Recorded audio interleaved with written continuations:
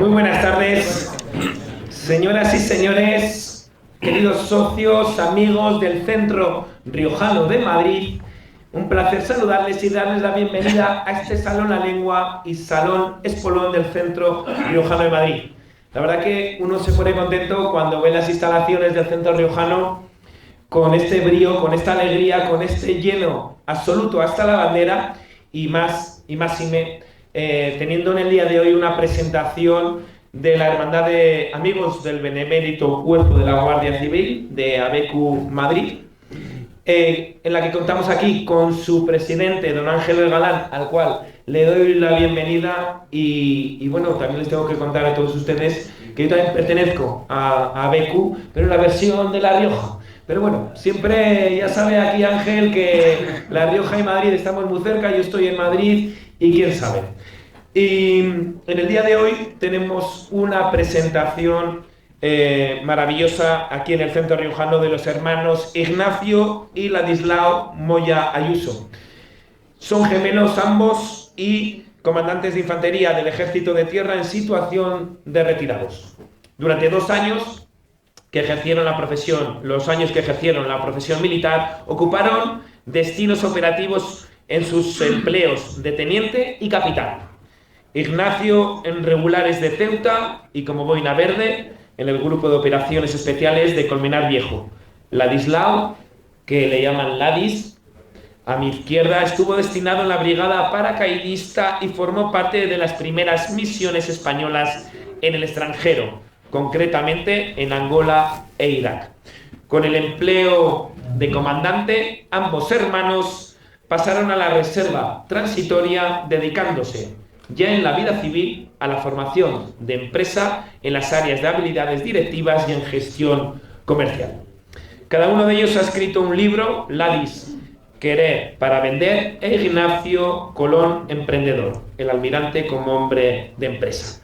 Y es para nosotros todo un auténtico honor tenerles aquí en el Centro Riojano. Bienvenidos y Ángel, esta es tu casa y muy agradecido por todas las grandes presentaciones que siempre bajo la firma de ABECU Madrid traéis al Centro Riojano de Madrid. Y a todos ustedes, espero y deseo que disfruten de este espacio, de esta presentación, de la que es su casa, la casa de los riojanos, de la casa de todos los que no son riojanos aquí en Madrid. Así que, sin más dilación, no me quiero extender mucho más en este inicio y le cedo el testigo a mi compañero y amigo don Ángel Galán. Muy bien.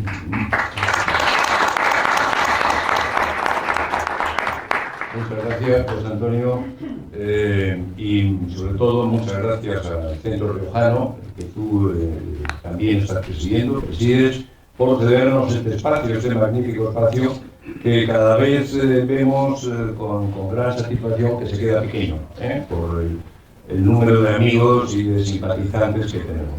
Gracias también a todos los asistentes por hacer el esfuerzo de venir. Hoy además hay fútbol, con lo cual seguro que a alguno le incomoda esta coincidencia. Pero bueno, probablemente se podrá llegar a tiempo, o cuando menos a ver la segunda parte del partido. Permitidme comentar 2 palabras sobre lo que es ABECU, sobre lo que es la Hermandad de Amigos del Benemérito Cuerpo de la Guardia Civil.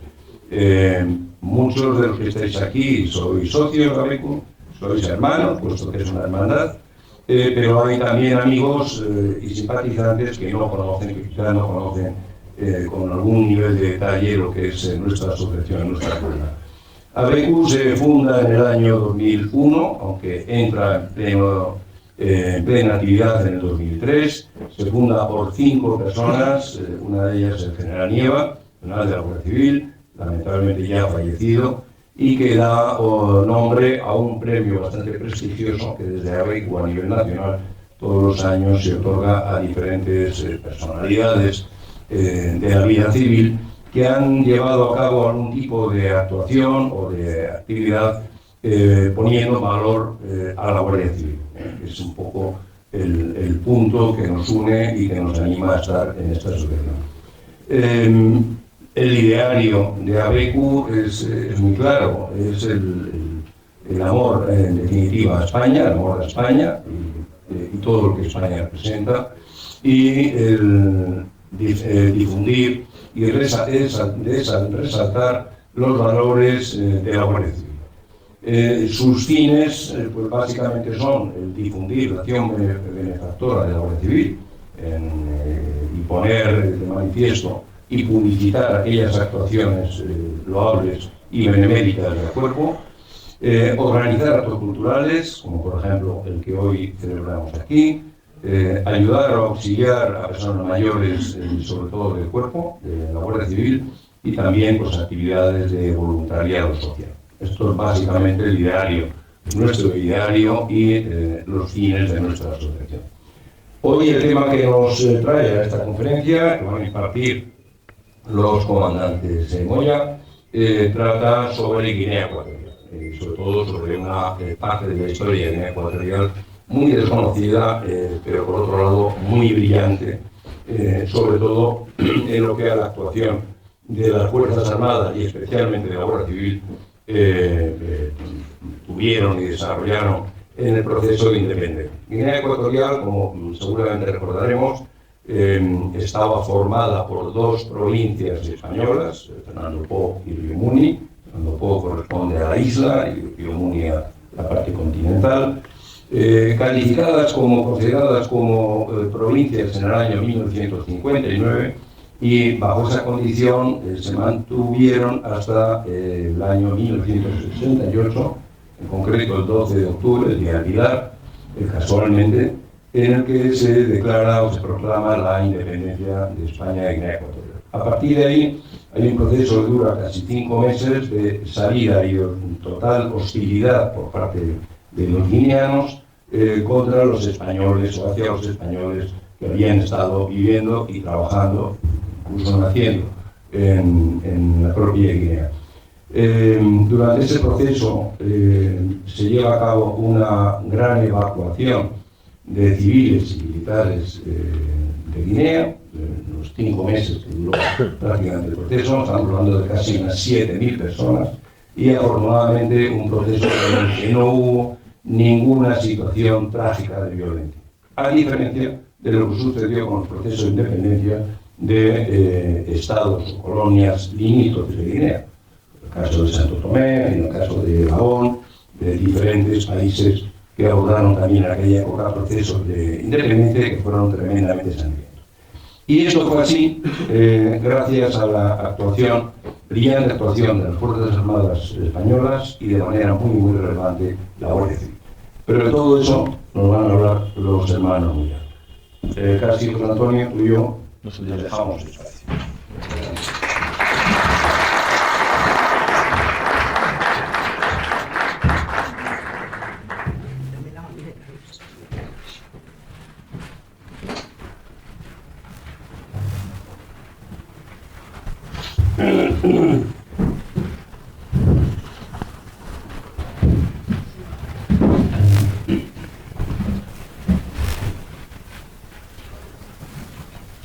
Buenas tardes. Lo primero es que me siento obligado a decirles que tengo un problema en la voz, se llama disfonía. Tengo bien las pruebas vocales, porque soy tenor, que canto muy bien, pero involuntariamente tiemblan en los músculos y bueno, estoy en manos de un foniatra y me toca hablar con esta voz. Pido disculpas. Probablemente, según se vaya calentando, a lo mejor al final llego a tener voz de hombre. En anteriores ocasiones así ha sido. Pero con esta voz, pues lo primero que quiero hacer es agradecer a los presidentes del Centro Riojano, José Antonio y David Q. Ángel, vuestra cariñosa presentación, la acogida del Centro Riojano y como reza la divisa de la Guardia Civil, Ángel, lo sabes, y lo siento a todo ABQ, el honor que nos supone el que está puesta de largo de esta conferencia, porque la hemos dado ya en provincias. Pero hoy entramos en Madrid de la mano de ABQ y de verdad es un honor para nosotros. Muchísimas gracias. Además también por la química, el cariño que nos habéis dado en los días previos a este 25 de marzo. A continuación quiero... Bueno, mi hermano Gladys, ya me irán conociendo, es la parte racional de la pareja. Lo sabe todo, pero amar de verdad. Bueno, 25 de febrero. Permítame primero que salude por cortesía militar al teniente general Manolo Llamas, es de mi promoción y nos hace mucha ilusión que hayas hecho un buen punto de agenda para estar con nosotros. Parece que fue ayer cuando corríamos por el patio de la Academia General Militar de Zaragoza, de cadetes con el gorro y la borla moviéndose. Eso no se olvida. Muchas gracias, Manolo, por acompañarnos, mi general. Y muy particularmente voy a saludar a dos personas más. Una es a quien para nosotros con el corazón preside este acto, que es nuestro hermano mayor Pepe, general de división de infantería de la 25 promoción. Pepe, de verdad que nos hace muchísima... A ver, también está mi hermano Luis, pero tú me dirás lo mismo. No, es que van a ver que con Guinea tenemos unos vínculos familiares importantes y el que más sabe lo que pasó allí es él, es nuestro hermano Pepe, pero ha sido sometido hace poco a una operación de cabeza y ha delegado en nosotros, pero bien podías haber dado toda esta conferencia. Muchas gracias, mi general. Y no puedo dejar de saludar también y agradecerle al coronel de la Guardia Civil, Francisco Avellán. Paco, mi coronel, él sí que tenía que estar en nuestra conferencia porque era un joven capitán con 35 años cuando ocurrieron los sucesos que vamos a relatar. Nos hemos conocido hace poco, pero nos queremos mucho, mi coronel, ¿cierto o no? Y hemos tomado un cocido en Malacatín, que eso une muchísimo. Mi coronel, corrígenos lo que haga falta, porque es verdad que estés tú aquí. Pues alguien que viva aquellos sucesos, pues como pueden imaginar todos, no vamos a tutear si les parece, porque aquí hay muchos familiares y amigos. Yo termino diciendo que me hace mucha ilusión esta conferencia por el tema, que a nivel familiar, como digo, conocimos, y también porque comparto cartel con lo mejor que me ha pasado en mi vida, que es mi hermano gemelo, Lares. Yo digo una cosa, que esto lo he preparado. No me explico cómo no tenéis todos un gemelo. Que se equivoca, le corrijo. Micro, Lares. Es que yo soy paracaidista, entonces él es guerrillero y no es... Bueno, yo soy Laris.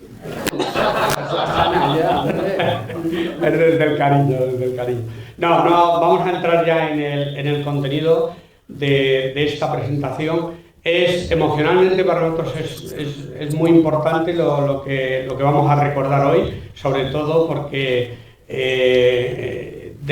tristemente es una actuación de nuestras Fuerzas Armadas muy destacada, muy heroica, muy valiente y desgraciadamente, y algunos de los que estáis aquí lo reconoceréis, muy desconocida por otra parte. Así que vamos a hacer, pasados tantos años, en el 19 se celebraron los 50 años de haber dejado Guinea y ahora pues toca hacer justicia con nuestras queridas Fuerzas Armadas.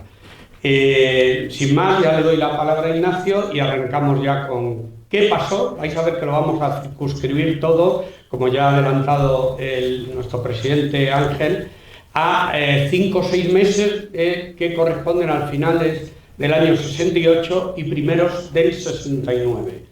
Y lo que pasó allí es lo que sigue. Tenemos que hacer una labor de síntesis sin lugar a dudas y vamos a pasar rápidamente hasta colocarnos en estos meses que estamos hablando. Antes vamos a hacer dos consideraciones previas. Igual nos sobra recordar que Guinea forma parte de la hispanidad. Hay una equivocación muy extendida que asociamos todo la hispanidad a Hispanoamérica. La hispanidad es mucho más que Hispanoamérica. Se define como pues, todo el conjunto de naciones que tienen parte de nuestro legado en el pasado. Entonces, el mapa es este, que es diferente. La hispanidad la conforman Hispanoamérica, Filipinas y las provincias de Igni, Sáhara y las provincias de Guinea Ecuatorial. España nunca tuvo colonias en América, pero sí tuvimos colonias en África. tanto IGNI como el Sáhara y la española, en época del franquismo, se erigieron en colonias primero, eran colonias y pasaron a ser provincias.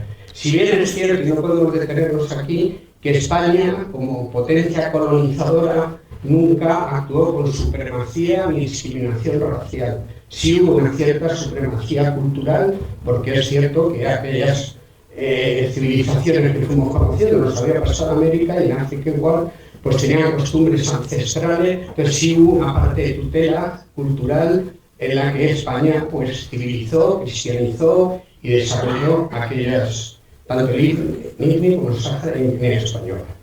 La Guinea Española, de la que vamos a hablar, ya está situada en el Golfo de Guinea, a 6.000 kilómetros, es la distancia que tenemos en avión con Nueva York, y estaba conformada, como bien ha dicho el presidente Ángel, de dos provincias, Fernando Poo, la parte insular de la isla, cuya capital era Santa Isabel, y Río Muni, territorio continental, cuya capital es Bata. Yo no sé si tenemos entre el público alguien que haya nacido en Santa Isabel o que haya vivido más allá de los que hemos comentado.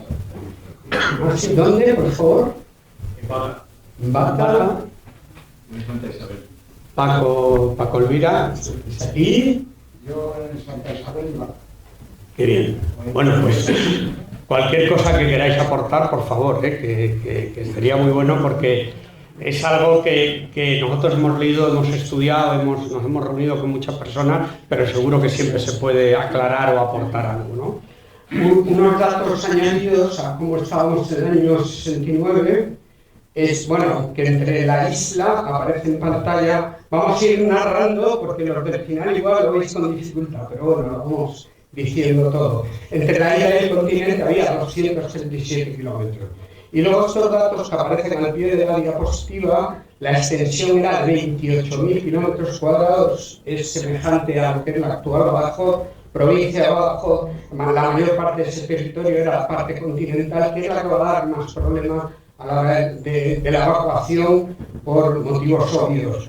Había unos 200.000 habitantes, se corresponde con la población que tiene Almería, y hemos subrayado los 7.000 españoles a los que ha hecho mención también el presidente, porque eso va a ser la razón de ser de la actuación de la Guardia Civil y Fuerzas Armadas, tierra, mar y aire. El tratar de evacuar, estamos hablando de la mayor evacuación de la historia de nuestras Fuerzas Armadas y la Guardia Civil. Y efectivamente los datos, corrigiendo un poco lo que has dicho, podemos estar orgullosos porque podría haber sido una auténtica masacre. Por otra parte, era habitual en la descolonización de las potencias europeas, pero vamos a sufrir un fallecido, que es luego un joven empresario que fue asesinado por la Guardia Nacional guineana. Y vamos con la segunda consideración, ¿sabes? Sí, la vinculación nuestra con Guinea Ecuatorial, y es por lo que digo que Guinea Española entonces es lo que nos emociona recordar esto, es que el puerto de Guinea, pues, tuvo una serie de buques. Santa Isabel. El puerto de Santa Isabel, que yo también te corrijo. Amamabas. En el puerto de Santa Isabel pasaron por ahí muchos buques, pero en el tiempo que vamos a hablar ahora nos vamos a referir a dos buques en concreto, que es la fragata Pizarro y la corbeta Descubierta, porque nuestro padre militar, capitán de fragata entonces, mandó el Pizarro, y como capitán de corbeta mandó la Descubierta, que por cierto le hizo el relevo a Paco Elvira, que tenemos aquí, al padre de Paco Elvira, queremos decir.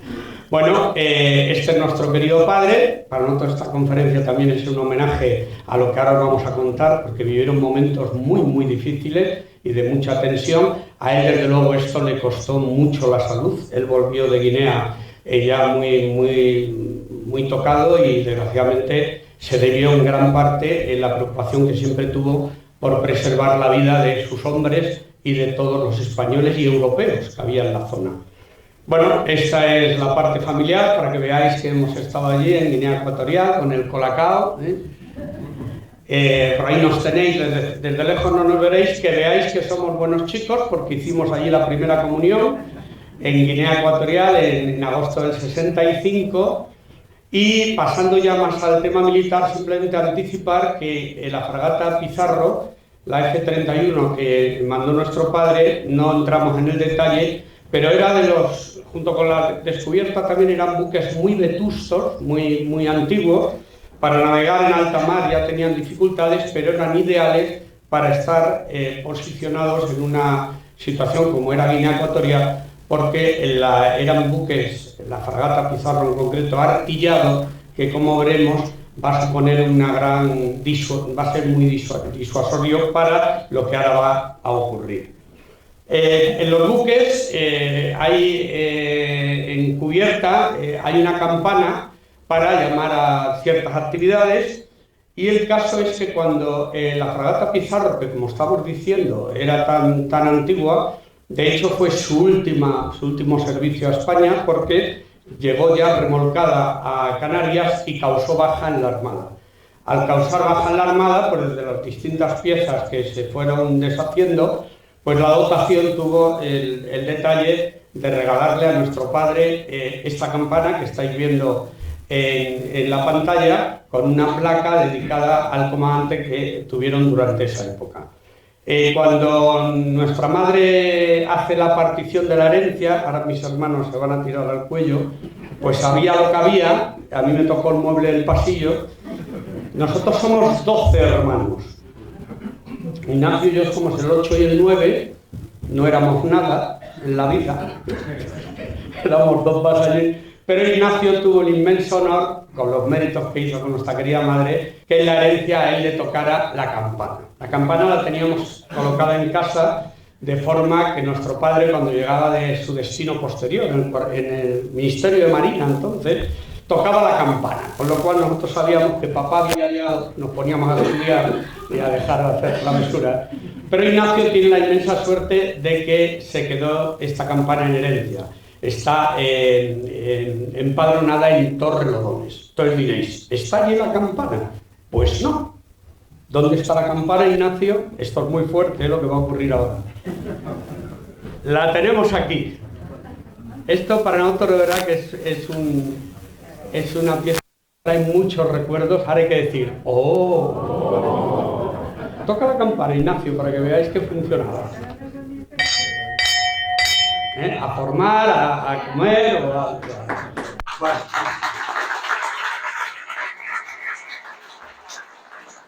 Bueno, pues avanzamos con el relato. Dejo a Ignacio que nos va a contar ya el rumbo, la navegación. El rumbo que nos proponemos seguir es primero dar una pincelada muy rápida a los antecedentes históricos de Guinea. Luego, cuando llegó la independencia, es decir, el tránsito, las medidas que había que tomar para que la región española de Guinea terminara siendo la República Independiente de Guinea. Luego ya pasaremos al por qué se precipitaron los acontecimientos, lo vamos a denominar como la crisis, y por último cerraremos con la evacuación, la Operación Ecuador, que tuvo que diseñar el gobierno español para que sus fuerzas armadas fueran capaces de terminar de sacar a los españoles que quedaban, al contingente de la Guardia Civil, marinos, ejército de tierra y ejército de aire. Lo veremos. En cuanto a los antecedentes históricos, solamente con esta diapositiva pensamos que hay tres personajes relevantes. El propio Fernando Po, 1472, nuestro rey Carlos III, 1778, y nos vamos directamente al sanguinario de Francisco Macías, que salió presidente en 1968.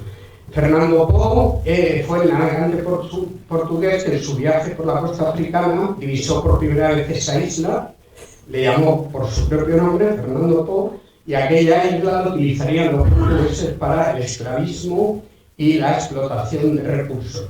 Y va a ser, esto es una curiosidad, en 1778, cuando el Tratado del Pardo contempla un intercambio de territorios entre España y Portugal. Allí hay que irse a América, en América por el Tratado de Tordesillas siempre teníamos litigio con una parte del territorio. Brasil es Brasil y no es español porque caía en la parte portuguesa, y en esa frontera siempre había conflicto.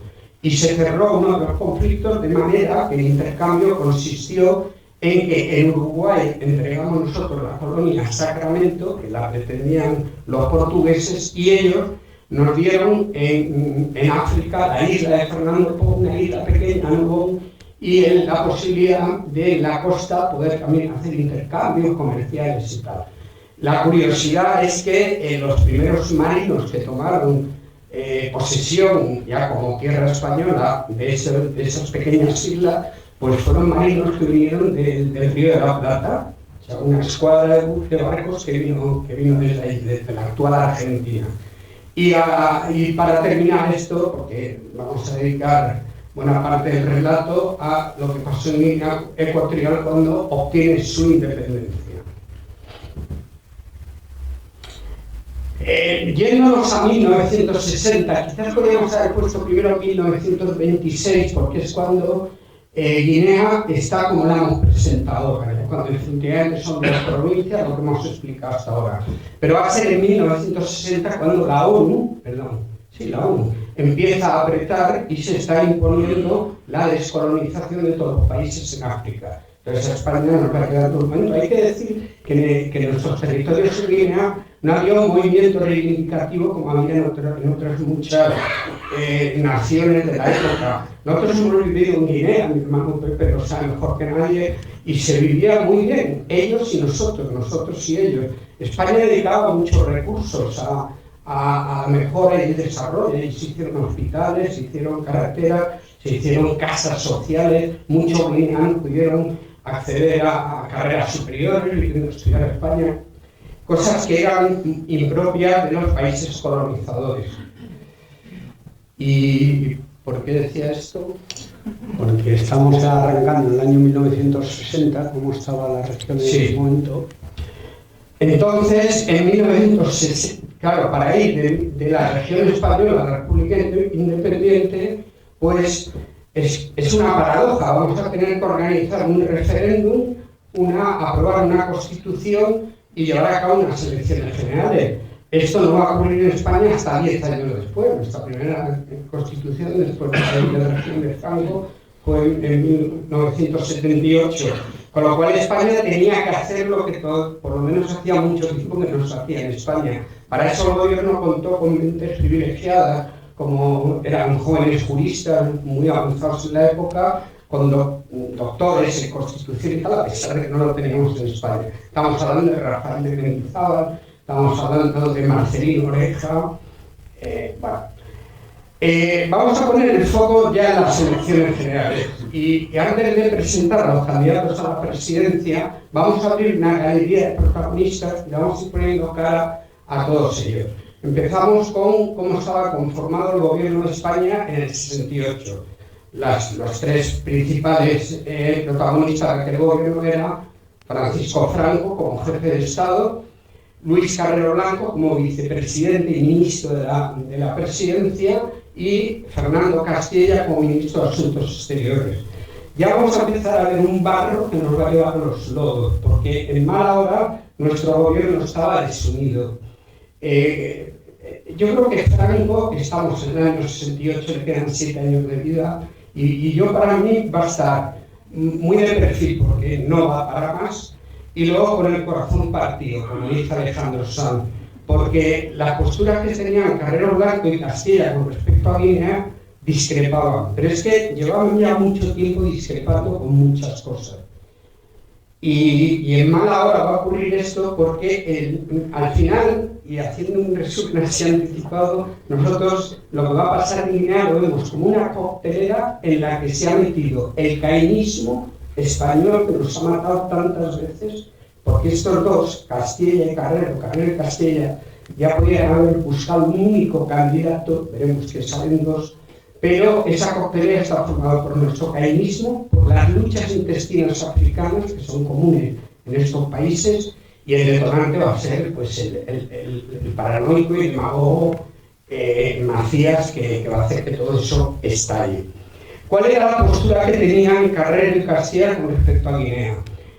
La ONU está apretando. Luis Carrero Blanco quiere hacer caso poco o ninguno a la ONU y busca una fórmula que la han hecho otras naciones y les ha funcionado. Bueno, por una parte era deshacernos del continente porque la etnia que había allí eran los Fang, mientras que en Santa Isabel, en Fernando Po, estaban los Bubis. O son dos etnias radicalmente diferentes. Es verdad que los bubis, indolentes, poco trabajadores, porque el café y el cacao que se explotaba en Santa Isabel se hacía con 10.000 braceros nigerianos dispuestos a venir a vivir a España, barra Guinea, donde se vive mejor y dispuestos a trabajar. El bubi era genial, pero Carrero Blanco quería que nos quedáramos con la isla y deshacernos del continente y dejar ahí el Estado asociado, es decir, neocolonialismo.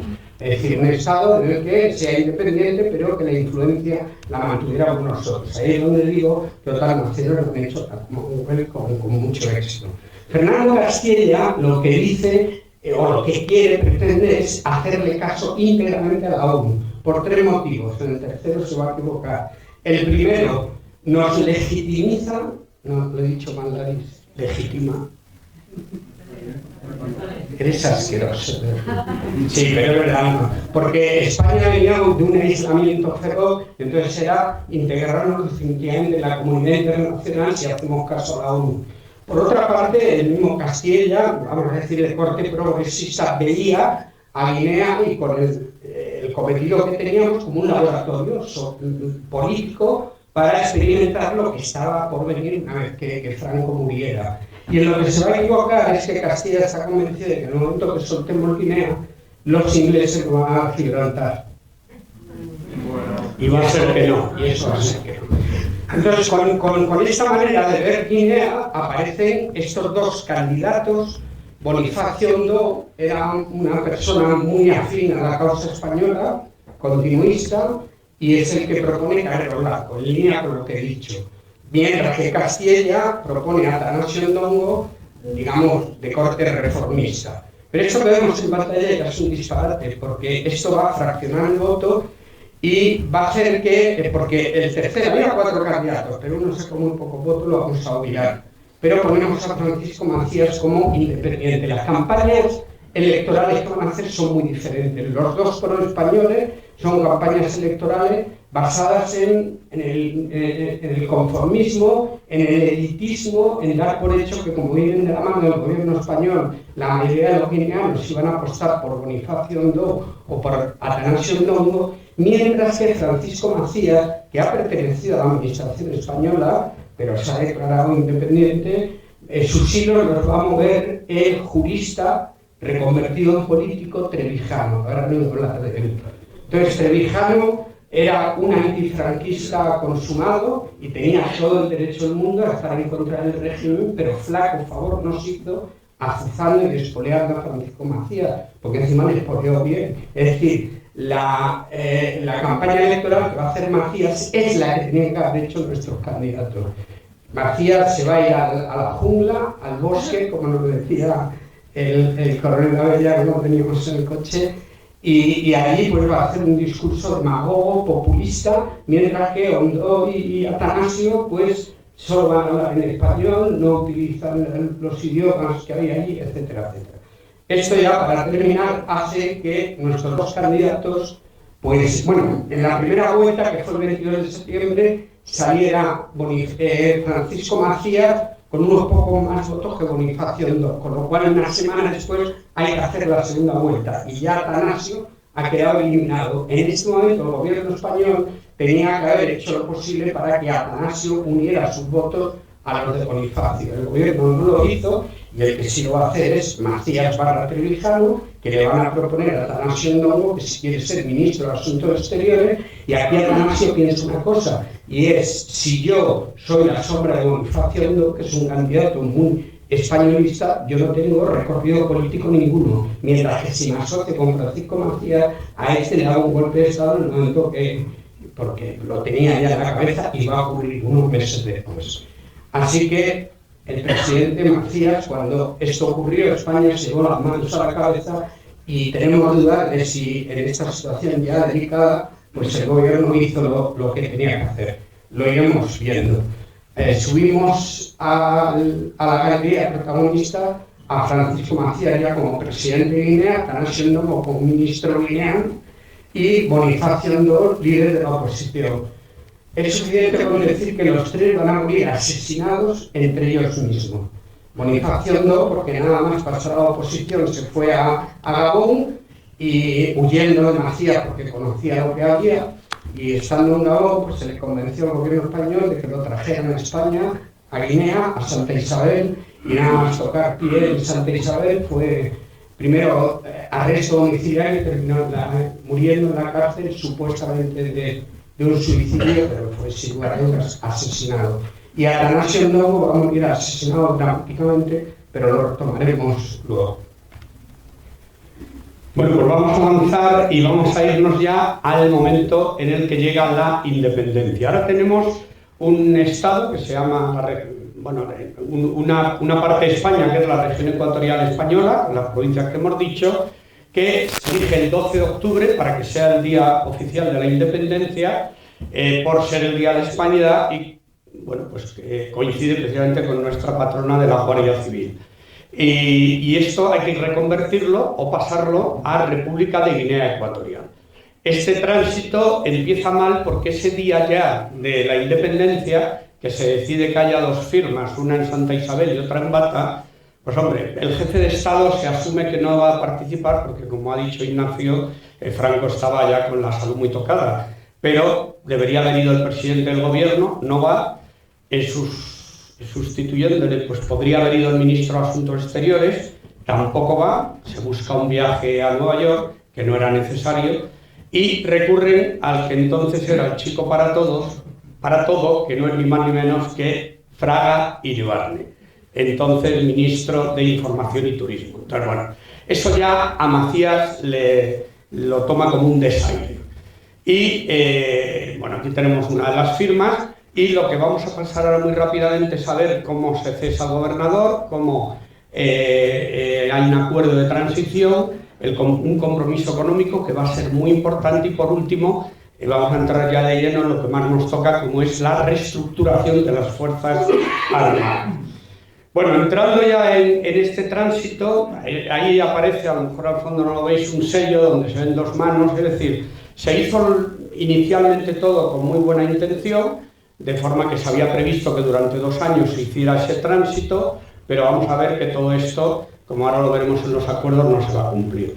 Bueno, se cesa al gobernador de Guinea, Víctor Suárez Díaz del Río, ilustres apellidos marinos, y va a ser también militar, pero del Ejército de Tierra. Es un coronel ya en situación de retirado, que es el último gobernador que teníamos allí en España. Y se nombra un primer embajador. Es una nación nueva, con lo cual corresponde nombrar un embajador por primera vez. Segundo, desaire a Francisco Macías. El embajador que nombramos, Juan Durán Lóriga, reconocido por él en sus memorias, no fue un buen embajador. Era, por supuesto, la carrera diplomática, pero nunca, y esto es importante para un tránsito que estábamos haciendo de darle la mayoría de edad a una nueva nación, nunca había sido embajador. E incluso había pasado un cierto tiempo por Guinea Ecuatorial en un puesto secundario de la embajada. Y esto a Macías también le va a parecer un desaire. No viene nadie importante y encima le ponen este embajador. Bueno, vamos a subir a la galería a estas 3 personas. Las siguientes 3 personas, 2 ya las hemos mencionado, el embajador Durán Lóriga, Rafael de Mendizábal, que Ignacio lo ha mencionado porque va a ser el asesor bueno. Rafael de Mendizábal, si los que ya tenemos una cierta edad lo recordaremos, entonces era un joven jurista, magistrado en Burgos, y aparece en Guinea para ser asesor personal de Francisco Macías. Le pusieron un despacho a su lado y casi él hizo más de embajador que el propio Durán Lóriga. Lo que dejó escrito Rafael de Mendizábal es muy valioso porque fue un hombre muy cabal. Hay que recordar que luego como veterano pues, llegó a ser el presidente del Tribunal Supremo. Este es el asesor bueno y añadimos al asesor que ha comentado Ignacio García Trevijano, que junto con Paesa, ya está todo muy dicho, pues estuvieron ahí. Hay que decir que nunca Antonio García Trevijano estuvo en Guinea, o sea, lo hizo todo por detrás. Bueno, pues vamos entonces a seguir con la guía que nos hemos marcado. Los acuerdos de transición, como hemos dicho, se prevé que durante 2 años, parece sensato, se vaya haciendo un tránsito paulatino. Durante ese tiempo pues, se va a mantener la estructura administrativa que dejábamos España, para eso estaba precisamente Mendizábal, para ir haciendo ese tránsito, y se garantizaron, por supuesto, todos los derechos de los españoles que hubiera durante esos 2 años tras la independencia.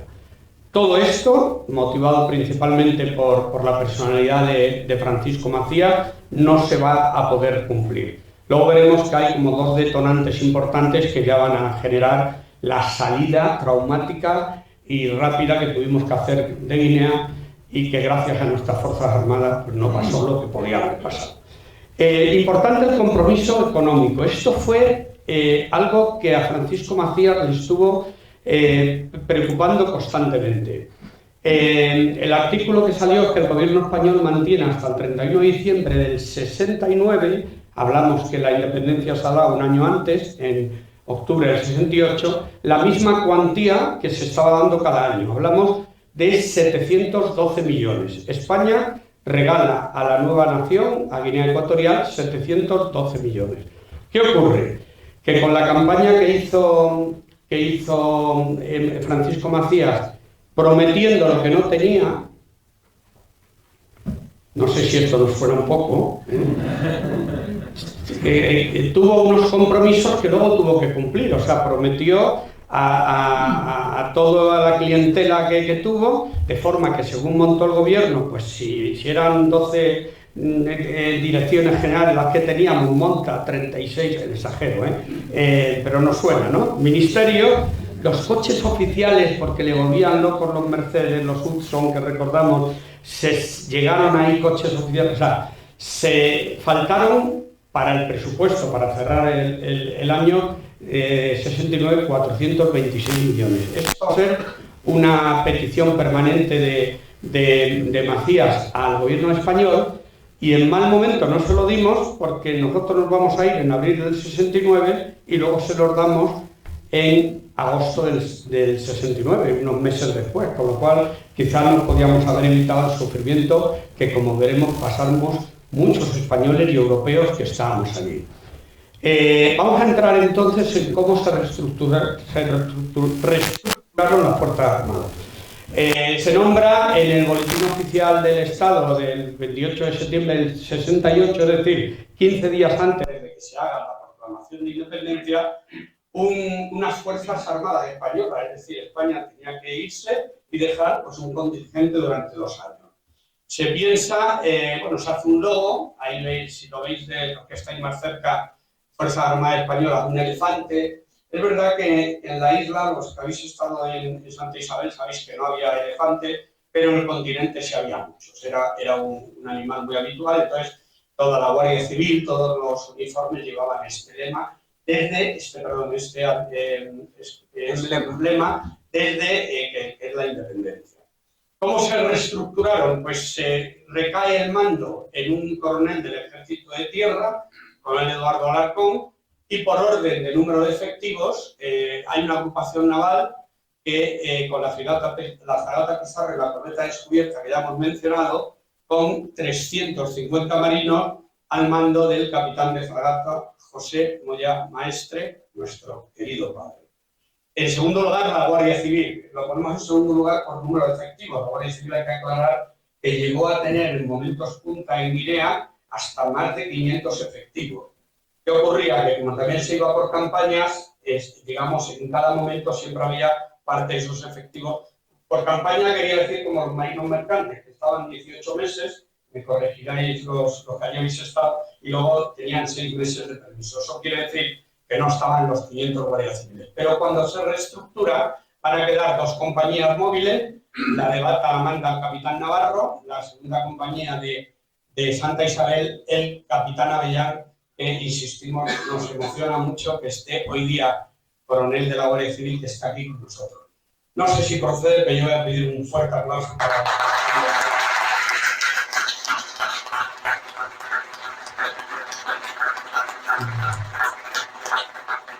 El capitán Navarro vive yo actualmente en Zaragoza. Hemos comido con él, nos hemos reunido, nos han contado muchas cosas. Con el capitán Avellán, pues ya no solo nos hemos reunido, sino que estamos haciendo una buena amistad. Algunos hermanos nuestros también la han conocido. Y al mando de ellos va a estar una persona muy importante, con una responsabilidad en muchos momentos muy por encima de lo que correspondía, que fue el comandante Luis Bala.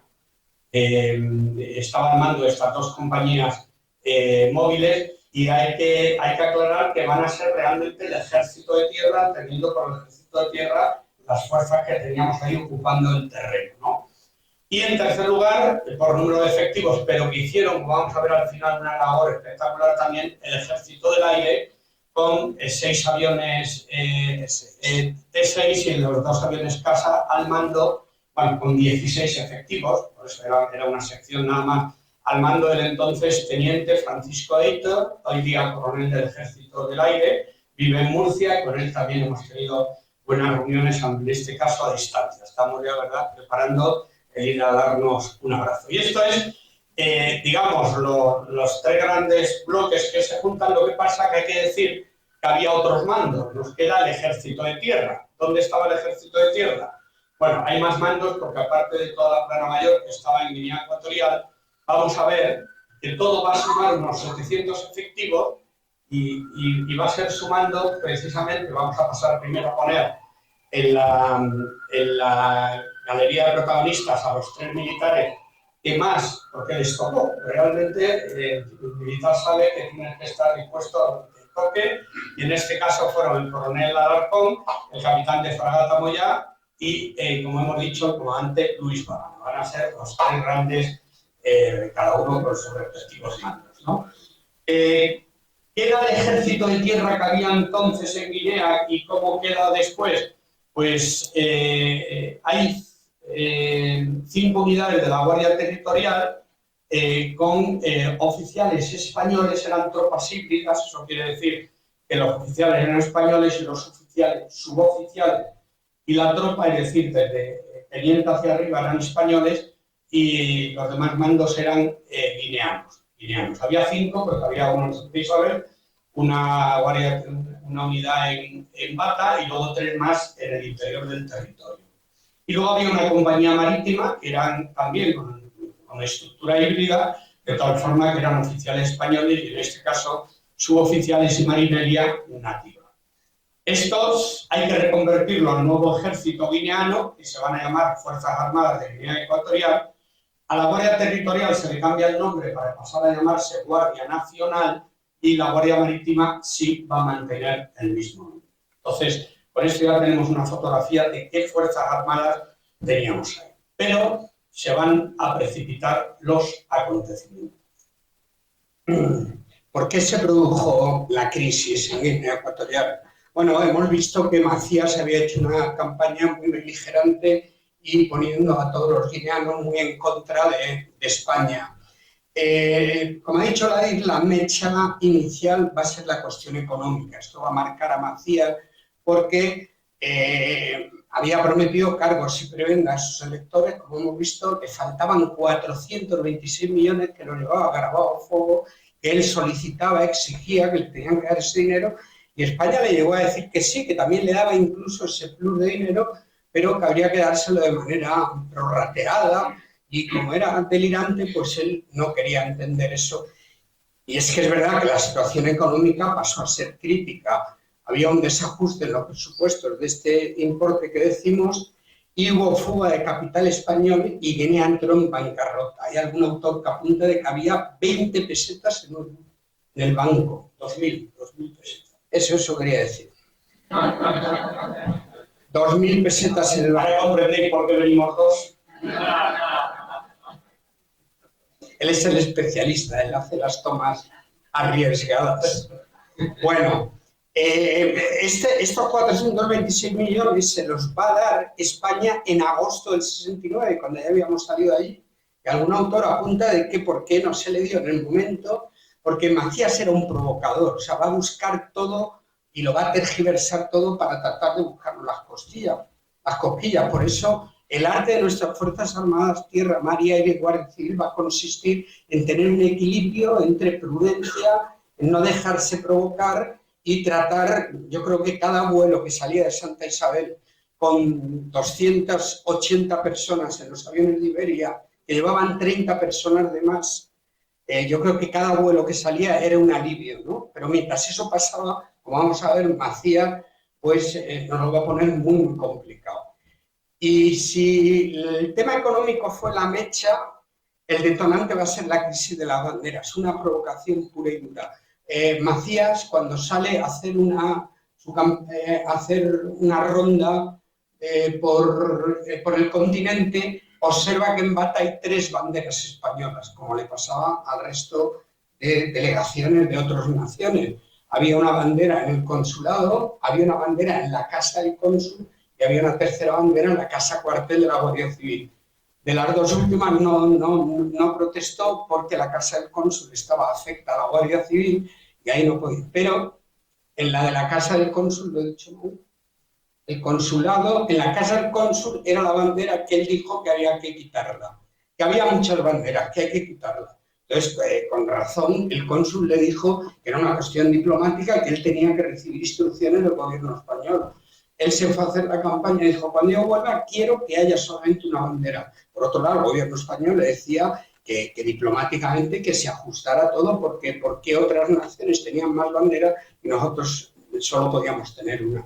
El caso es que cuando llegó unilateralmente con un piquete de guardias guineanos, pues treparon por la casa del cónsul y bajaron la bandera. El capitán Teodoro Navarro le dijo al propio Macías, cuando tuvo oportunidad, presidente, por mucho menos ha habido naciones que han hecho guerra, es muy grave lo que ha hecho usted, tú quitar bandera y punto. Bueno, al final se resolvió, pues sí, se indicó una nueva política de bandera, pero ya daba igual, porque tanto el cónsul como el embajador que intervino en esta crisis van a ser declarados personas no gratas y expulsadas. Esto es, de manera resumida, lo de la crisis de las banderas. Macías lo prohibió y al no proceder se arrió a ella. Como hemos dicho, hay un conflicto diplomático y, como he dicho, embajador y cónsul son expulsados de Guinea. Pero los expulsados son muchísimos. Vemos aquí ahora autoridades españolas declaradas personas no gratas. Y si miramos a la derecha, es suficiente para ver a lo que estábamos sometidos. Fueron expulsados de Guinea, pero sin razones lógicas, el embajador, el cónsul, el fiscal general, el encargado de negocio, el comandante Luis Wagner de la Guardia Civil, el capitán de la Guardia Territorial, el secretario del Gobierno Civil, y lo dejamos ahí. Hubo muchos más, Televisión Española, Correos. Hay un despliegue que tiene que realizar el Ejército, la Guardia Civil, para garantizar el apoyo, y es que en el aeropuerto se creyó conveniente que se ocuparan algunos puestos para garantizar que los aviones podían salir, porque ya empezaba a haber un régimen de terror, ya los españoles con lo opuesto se estaban yendo al aeropuerto. Van a salir de los 7.000 españoles, 3.000 y pico lo van a hacer por los aviones de Iberia, que se comportó de una manera fantástica porque había solo un vuelo a la semana e Iberia hizo que hubiera un vuelo diario. Como he dicho antes, en el avión metían hasta 30 personas más de pasaje de pie.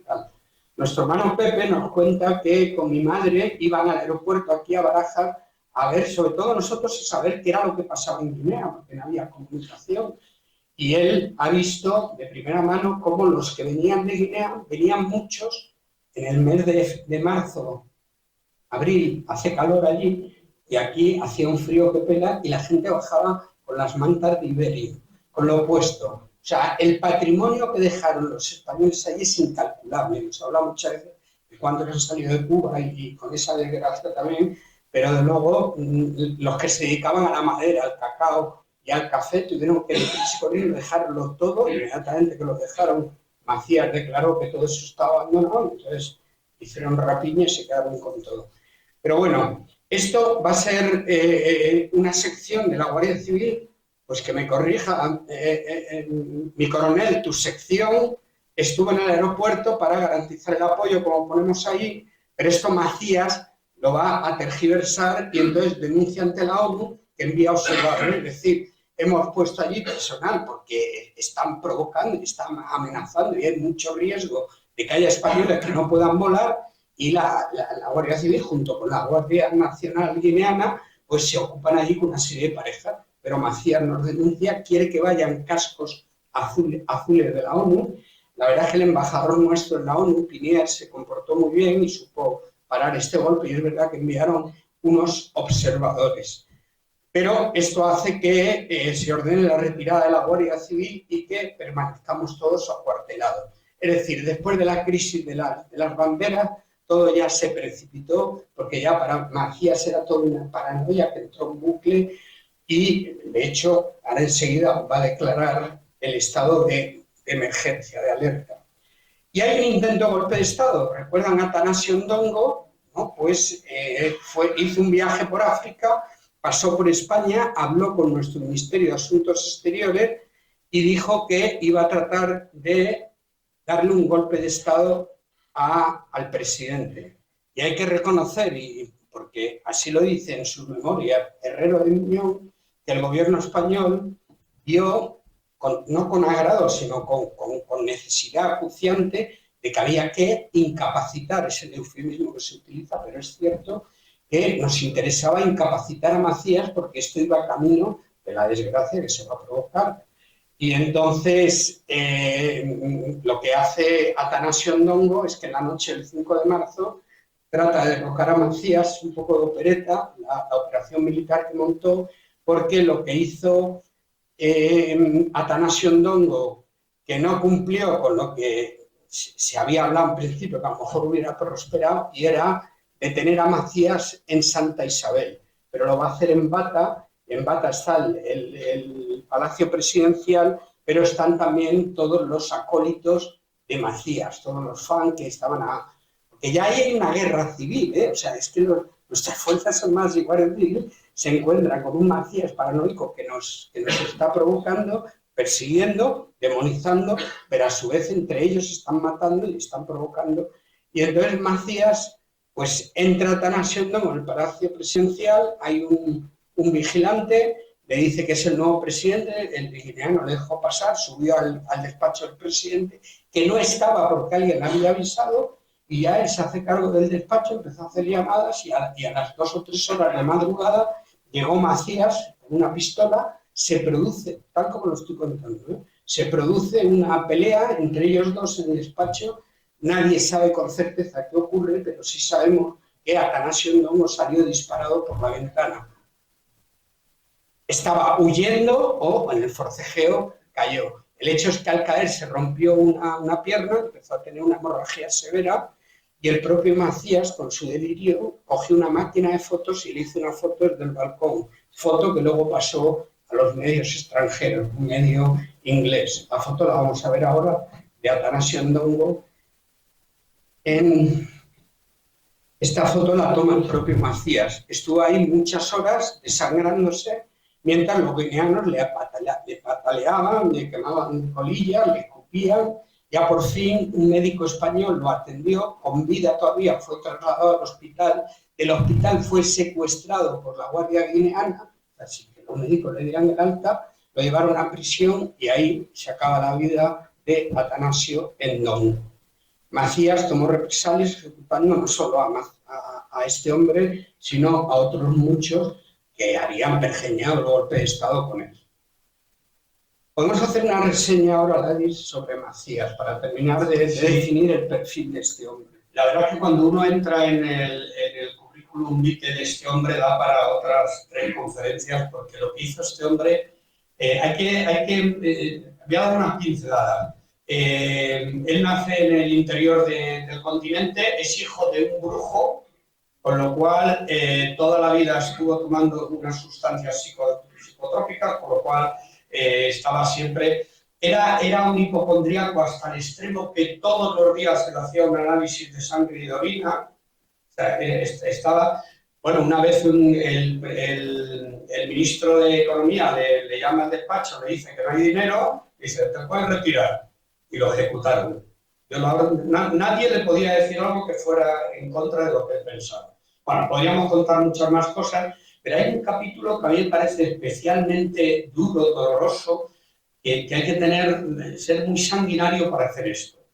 Y también lo cuento para que pongamos en valor una vez más lo que nos estábamos jugando en ese momento con este hombre. Nosotros nos vamos el 5 de abril del 69 y la Nochebuena de ese mismo 69, hablamos del 24 de diciembre, saca a 150 prisioneros que habían cometido el delito de estar en otros partidos que no eran suyos, estaban en prisión porque sí, los saca, los lleva al campo de fútbol, empieza a sonar una música, a mí no me extrañaría que fuera incluso villancicos, Nochebuena, salen soldados guineanos vestidos de Papá Noel con el arma, los pusieron en la grada y mataron a las 150 personas. Hay que tener, bueno, pues este es el hombre que, dejo otra vez la palabra a Ignacio, con el que nos estábamos jugando la vida de 7.000 españoles, no solo nuestros hombres, las Fuerzas Armadas, que de alguna forma estamos protegidos, sino que hablamos de empresarios, de mujeres, niños, religiosos. Macías declara el 27 de febrero el estado de alarma, solo se puede transitar por las calles entre las 6 de la tarde, prohibido transitar entre las 6 y las 7 de la mañana. Y empieza la evacuación precipitada. A partir de este momento se impone un régimen de terror, los españoles abandonan todo y huyen por barco o avión.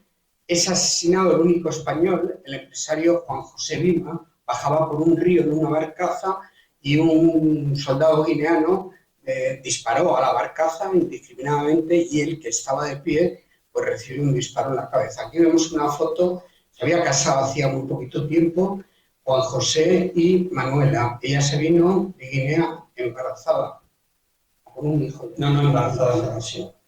Entonces las FAES tuvieron que adoptar medidas de contingencia. El capitán Avellán tuvo, porque la presión guineana sobre la casa cuartel de la Guardia Civil, que empezaba a ser un refugio absolutamente imprescindible para los españoles que salían huyendo de sus casas y tenían que poner a refugio en donde fuera antes de ir al aeropuerto.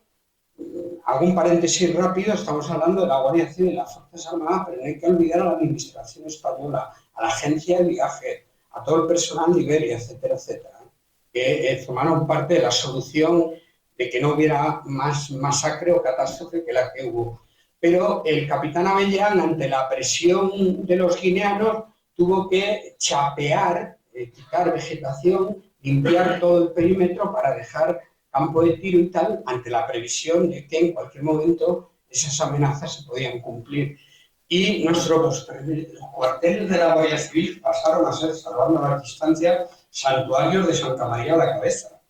O sea, el único sitio donde había alivio para los españoles, digamos en tierra y en la isla, aparte de los buques de guerra nuestros, pero el único sitio eran las casas de la Guardia Civil. Estaban constantemente, como he dicho antes, haciendo ese equilibrio difícil de no dejarse llevar por las provocaciones y hacer por otra parte todo lo imprescindible para que pues, se pudiera hacer la evacuación. Si quieres leer esto, porque lo que llegaba de España sí, es curioso. Lo he querido escribir para no decir nada. Esto eran órdenes que llegaban a nuestros militares, tanto a la Guardia Civil como a la Armada, que son, como veis, los dos grandes protagonistas, sobre qué podían hacer o qué debían hacer, y voy a leer dos de ellas. Le decían, haga lo necesario para que resulte lo conveniente. Y yo esto recuerdo, esta siguiente oírsela a mi padre. Decía, actúe con firmeza, pero con la prudencia que aconsejen las circunstancias. Bueno, esto es una tesitura muy complicada y nuestro padre, el capitán de fragata Moya, en un momento dado tuvo que dar un golpe de autoridad porque ya las juventudes de Macías, que fueron unos chavales jóvenes que reclutó Macías, lo que hacía es que los emborrachaba, les daba puñales, armamento y los lanzaba a la calle a perseguir a los españoles. Sembraban el terror, todo el que iba al aeropuerto, porque la Guardia Nacional hacía controles muy desagradables también para los españoles. La Guardia Nacional estaban en shock porque hasta hace muy poco sus mandos eran los españoles, pero ahora recibían instrucciones del gobierno guineano y hacían lo que tenían que hacer. Detenían al capitán Avellán, a nuestro padre, al comandante Bávena, autoridades de todo tipo, torturaron al de Correos, que se vino para España medio muerto el hombre, Dan Ábalos, el responsable de Correos, y otros muchos españoles. Pero hay un momento en que la situación se pone tan tensa que mientras el coronel Alarcón en Bata está tratando de mediar con Macías, nuestro padre tuvo que tomar medidas contundentes. Lo escribe en dos profesores universitarios, o lo cuentan así, en una obra titulada Relaciones de España con Guinea Ecuatorial. En la página 216 dice: la falta de órdenes claras de Madrid acerca de qué respuesta dar a las provocaciones y agresiones fueron los factores que decidieron al jefe de las Fuerzas Armadas españolas en la isla, capitán de fragata José Moyá, a exigir al ministro guineano encargado de Santa Isabel su inmediata puesta en libertad. Además, Moyá elaboró un plan de operaciones para la toma de la ciudad y la evacuación de los civiles españoles si la gestión diplomática no daba resultado. Estaba previsto utilizar la artillería del Pizarro y el armamento del avión T-6, allí destinado para apoyar a las compañías de marinería y a los efectivos de la Guardia Civil, encargados de neutralizar a la Policía y a la Guardia Nacional. No fue necesario su empleo, pues los españoles detenidos fueron inmediatamente puestos en libertad. Bueno, y el teniente Cárdenas del Ejército de Tierra protagonizó una evacuación heroica. Gladys, por favor.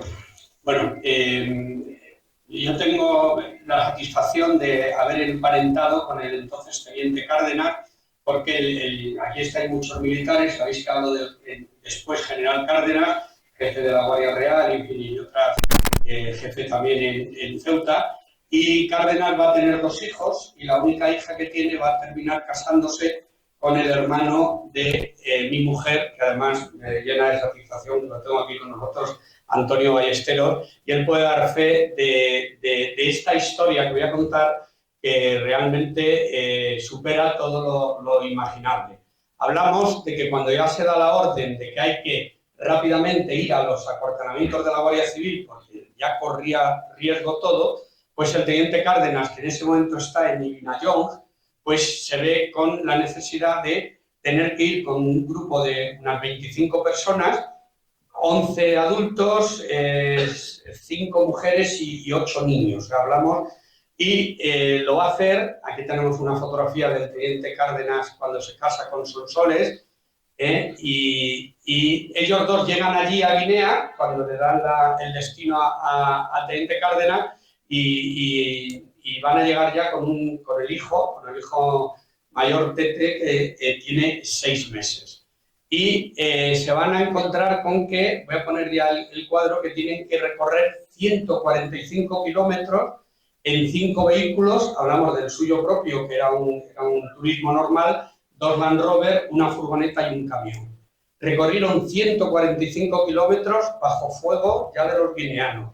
Tuvieron que atravesar una de las poblaciones que era Sevilla, con un camión que pusieron por delante, y aquí, y está ahí puesto, el teniente Cárdenas tuvo la suerte de contar con un auxiliar que hizo un trabajo excepcional, como fue el brigada de la Guardia Civil Brito.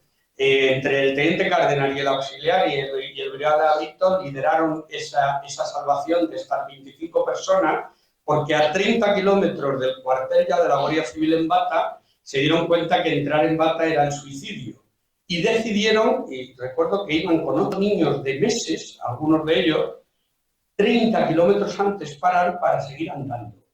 Llegar al río, atravesar un río, que lo hicieron en cayucos, donde tuvieron que dejar lo poco que traían, sus pertenencias y tal, y con lo puesto, entrar en la playa y cuando uno anda por la playa, ¿qué cuesta? Pues 8 kilómetros con niños en brazos hasta que llegaron felizmente al cuartel de la Guardia Civil que mandaba el teniente capitán Navarro.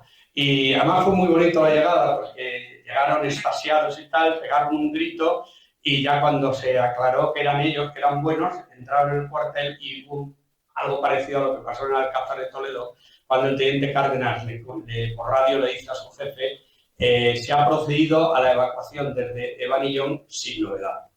Fue el único oficial que consiguió traer a todo el mundo a protección. Los demás no lo consiguieron.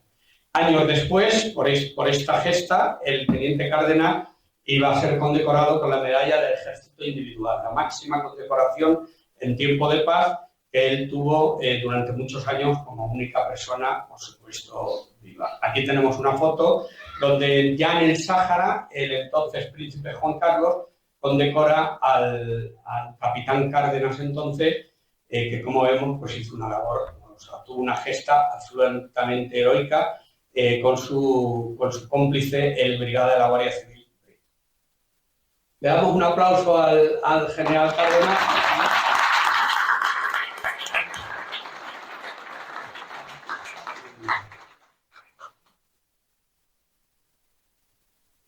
Bueno, vamos a continuar con la operación. Estamos terminando ya, Vamos a la Operación Ecuador. La Operación Ecuador es que cuando ya está todo, la única salvación eran los cuarteles de la Guardia Civil, donde ya estaban registrando y requisando y metiendo en cárcel a muchísimos españoles, luego los soltaban, pues hay que ver ya cómo sacar tanto a todas las fuerzas que había allí como los civiles que todavía quedaban.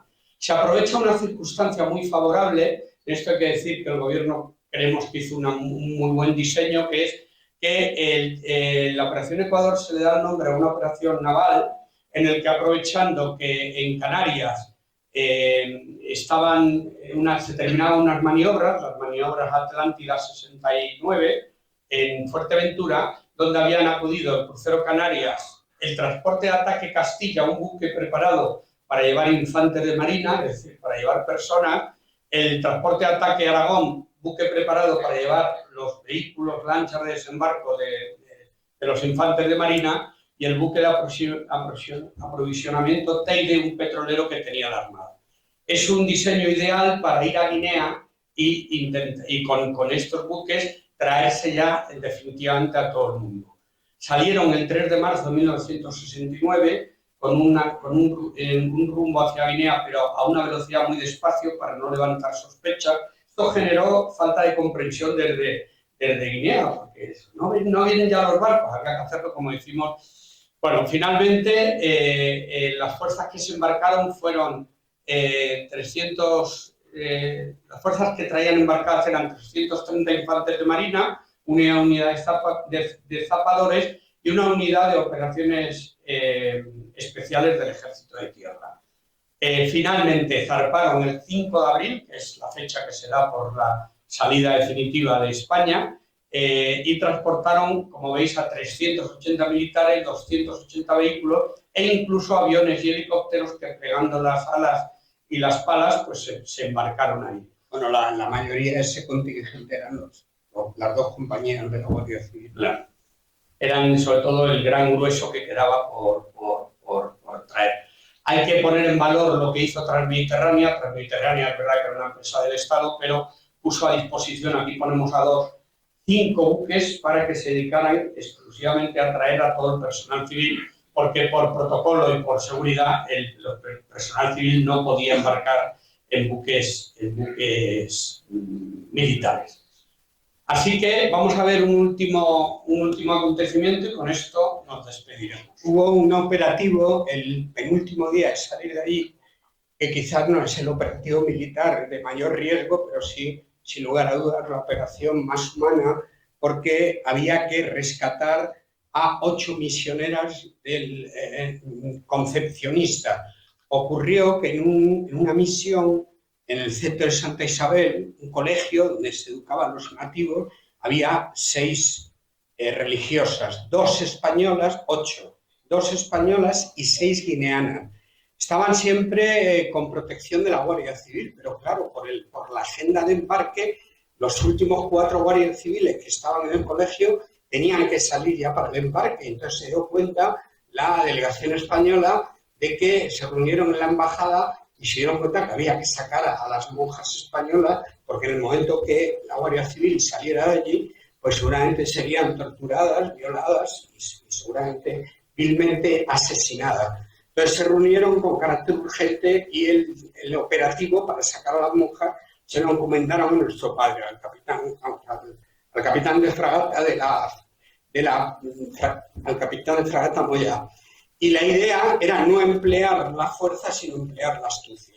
Entonces lo que se hizo fue que, primero se trató de decirle a las dos religiosas españolas que iban a ser rescatadas con el operativo que cuento ahora. Lo que pasa es que desde el principio dijeron que no, que o se iban las 8, que las guineanas también querían salir para España, pero claro, esto generaba un conflicto diplomático muy grave, porque Macías se encargaba mucho de impedir que ningún guineano, salvo pena de muerte, abandonara Guinea, con lo cual fue una disyuntiva complicada.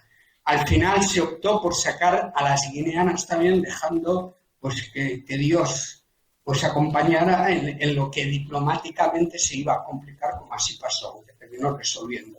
Pero el operativo consistió en que la misión estaba en el centro de Santa Isabel, y la fragata Pizarro tenía una furgoneta de aprovisionamiento con un salvoconducto que le permitía salvar los 5 controles que había entre el puerto y la zona de la ciudad de Santa Isabel, donde estaba el colegio de las misioneras.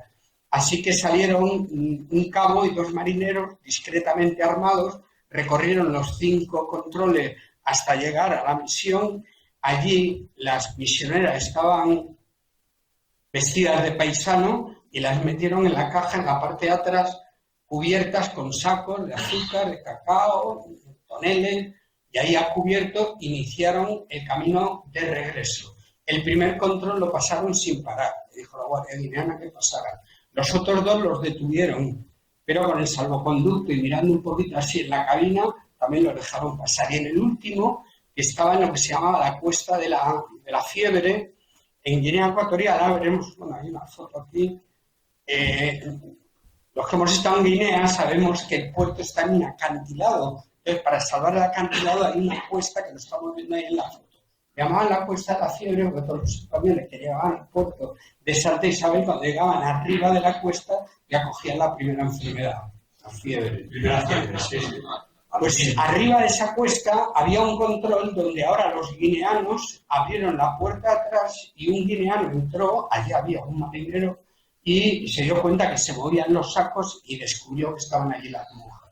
El marinero tuvo reflejos para empujar al guineano, que lo echó fuera de la furgoneta, y la furgoneta emprendió camino hacia esa cuesta que vemos ahí, la bajó rápidamente. Es verdad que la fragata Pizarro se había preocupado con infantes de marina, porque la fragata Pizarro llevaba una compañía de infantes de marina preparada en todo momento por si había que actuar, y algunos de esos infantes, pues discretamente colocados, impidieron que los guineanos, una vez que la furgoneta bajó corriendo, pues pudieran dar alcance o utilizar sus armas.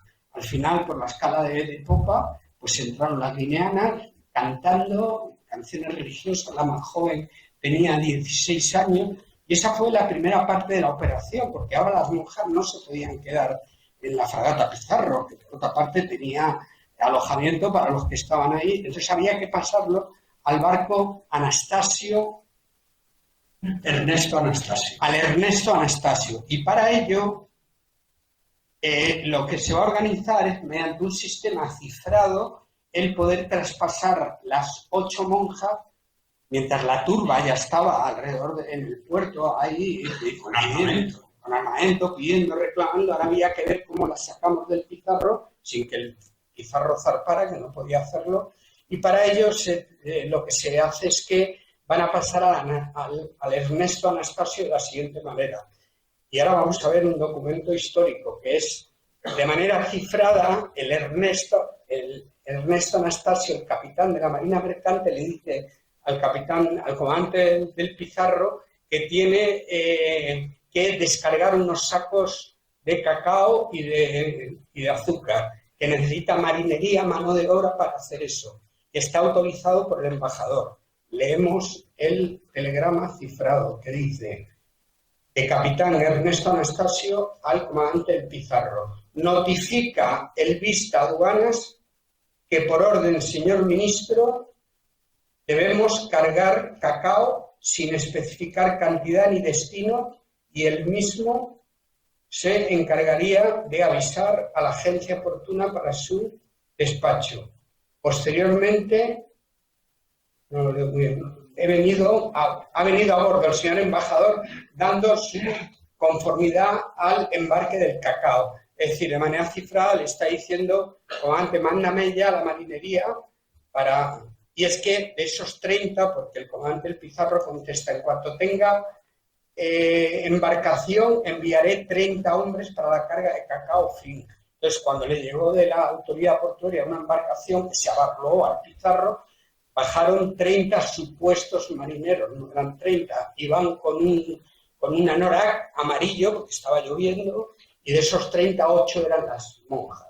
Así que de manera disimulada embarcaron y consiguieron llegar al buque mercante.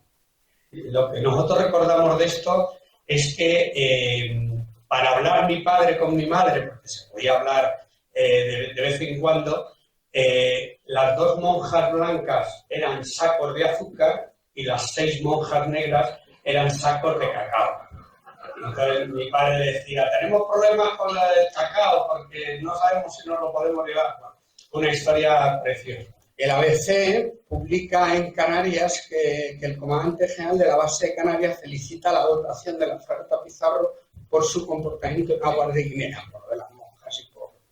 Pero creo que merece la pena que nos detengamos en lo que le escribe la superiora general de las concepcionistas de España al entonces ministro de Marina, almirante Pedro Nieto Antúnez. Destacamos 3 párrafos. El 14 de abril del 69, tan absolutamente agradecida, porque incluso la misma superiora internacional que estaba en Roma se puso en contacto con nuestro padre. Pero luego con la superiora de España tuvimos mucho trato con ella y tal. Pero esto es lo que escribe. Dice, me siento gratamente obligada a hacerle constar toda mi gratitud y admiración por el bello gesto cristiano y caballeresco del comandante de la fragata Pizarro, señor don José Moya. Dice, asimismo quedo profundamente agradecida por el constante desvelo que por nosotras demostraron el capitán de máquinas, ignoro su nombre, y el capellán, reverendo padre Antonio Simón, también de la tripulación del Pizarro. Y a nosotros nos ha parecido especialmente emotiva la frase con la que cierra, dice, ruego al Señor haga que siempre sea la actuación de la Marina Española tan digna, valiente y cristiana. Muy agradecida queda de vuecencia, alma en el Señor, firmado Julia Martín, superiora general.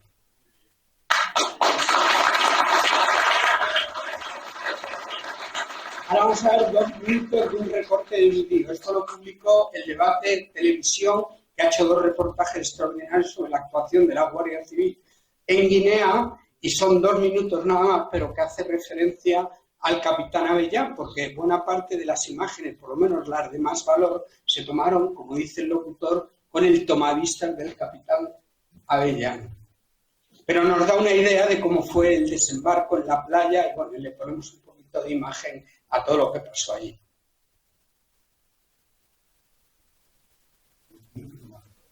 El contingente de la Guardia Civil en Río Muni, la región continental, arriba la bandera española y embarca en el buque Villa de Bilbao para continuar la operación en Santa Isabel. Eloy López Barandino era, además de guardia civil, fotógrafo. Su perseverancia para llevar la cámara a todas partes en aquellos días nos ha dejado las imágenes de los embarques de las compañías móviles en batalla en Santa Isabel. Una formación para mí muy, como digo, muy entrañable por el momento que cerraba. Vas a lograr ver bajar aquella bandera que yo muchas veces había subido y bajado cuando había salido de puertas. Desfilamos delante de las autoridades, que eran el coronel que había, el embajador Juan de Torraluces.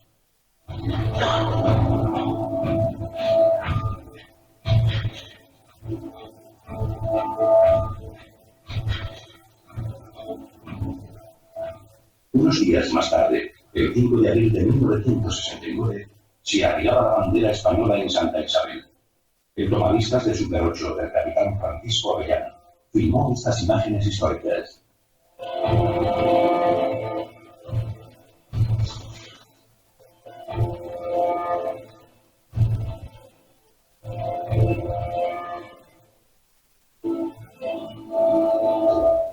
última flotilla española enfiló hacia el Atlántico dejando atrás Santa Isabel.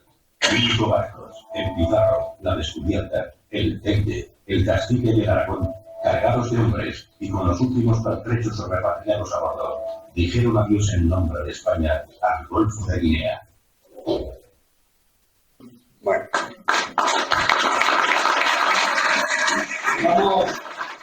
Vamos a terminar haciendo un balance rápido de qué, por orden de protagonismo, qué fue lo grande que hizo cada uno de nuestros componentes de las Fuerzas Armadas. El Ejército del Aire mantuvo operativo el aeropuerto, que fue muy importante.